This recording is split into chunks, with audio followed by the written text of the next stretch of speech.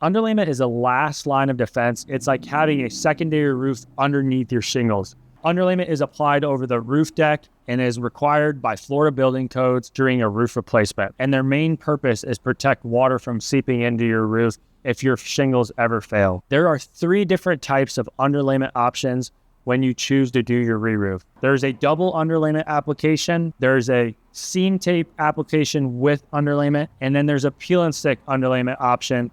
Our standard option is the 2 layers of the synthetic underlayment. This is going to be applied over the entire roof deck and is going to be installed with cap nails. One of the cons of choosing this route is you are not going to get the SWR discount with the insurance companies. If your roofing system ever were to fail, the synthetic underlayment could be blown off and water could get inside your home through the seams on the plywood.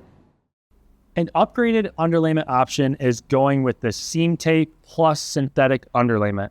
The seam tape is installed directly to the plywood underneath the synthetic underlayment.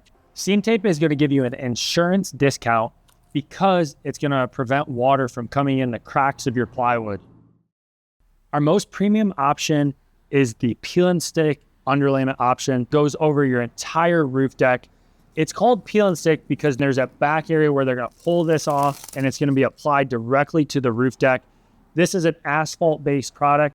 It is not going to be applied by using nails, giving it less penetrations and a less likely chance for it to have holes, which will cause leaks. This is going to get you a SWR discount with your insurance company and save you money on your insurance premiums. Because if your roof ever fails, it's like having a secondary roof underneath your shingles.